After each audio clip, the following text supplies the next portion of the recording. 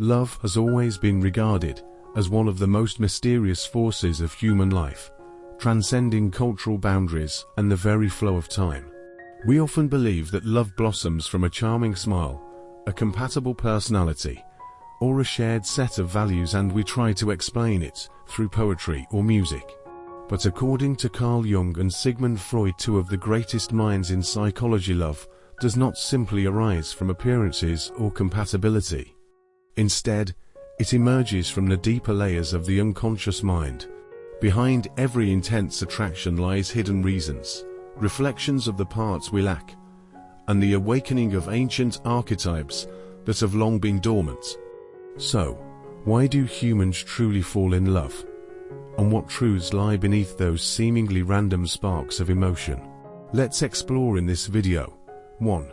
From Carl Jung's perspective. Reason 1. You represent what they lack. Jung believed that within every human being lies an incomplete self, parts of personality and potential that have been neglected or never nurtured. When we meet someone who embodies those very qualities, a powerful attraction is born. At its core, this is a projection. We don't truly love the other person, but rather the missing piece of ourselves reflected through them. Love, in this sense, is like a call to wholeness. Awaken the part of you that has been asleep, become complete. Example, a disciplined, rational man who has lived his life within rigid structures may suddenly find himself captivated by a vibrant woman who laughs freely and lives passionately. What he loves is not merely her, it is the freedom within himself that he has suppressed for years, now shining back at him through her presence. Philosophical depth. For Jung, love is a call to wholeness. The other person does not arrive to complete you, but to illuminate the part of yourself you have not yet dared to live. If you cling only to them, disappointment will follow. But if you recognize and nurture that quality within, love becomes a stepping stone toward growth. Reason 2. You awaken the unconscious archetypes, the anima and animus. In Jung's theory, every man carries within him an image of the feminine anima, and every woman carries an image of the masculine animus. These archetypes are not consciously created, but shaped by childhood experiences, culture, and even the collective unconscious of humanity. When we meet someone who mirrors our anima or animus, we feel an uncanny familiarity as if we've known them for lifetimes. This explains why some relationships ignite as love at first sight. Example, a strong, independent woman may suddenly fall deeply for a gentle, quiet man. He awakens in her the warm image of her father, imprinted in her childhood memory, and the love that erupts feels destined. Psychologically, this is like a doorway into the collective unconscious, a realm deeper than personal memory. Philosophical depth. When the anima or animus is awakened, love becomes a spiritual experience. Surpassing reason.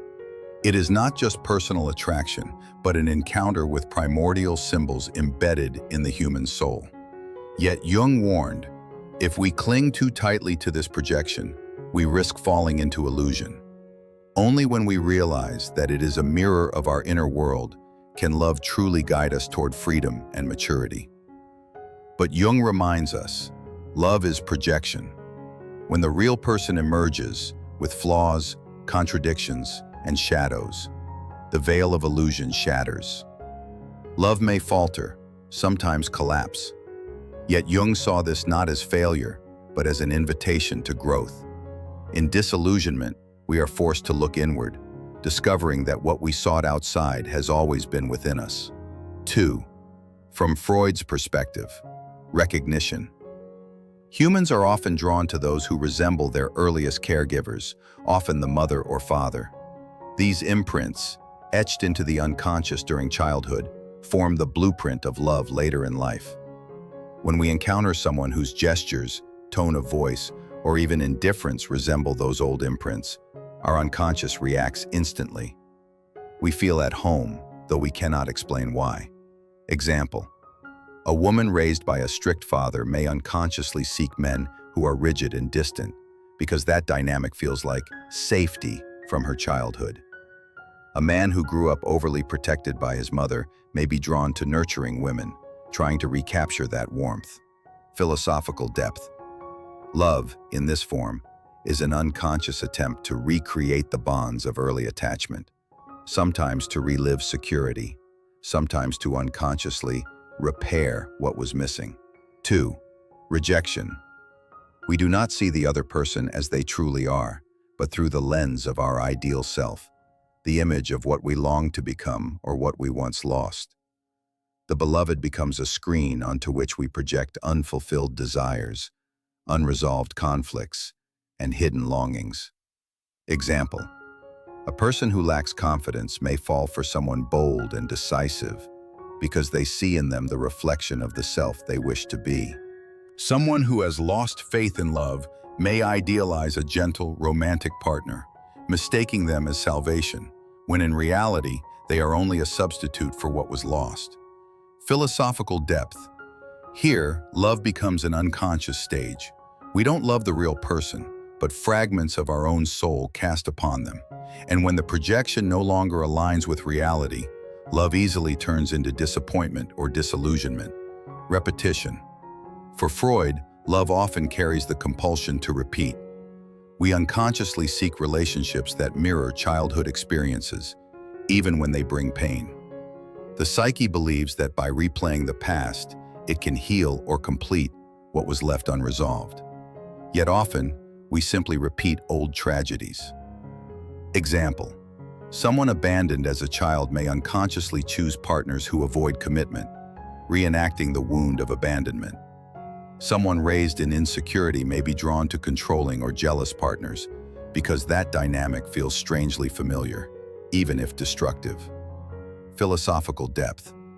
In Freud's view, love is not always a free choice. It is often a circular journey through the unconscious, where we revisit old wounds until awareness gives us the power to break free. 3. The common ground between Jung and Freud.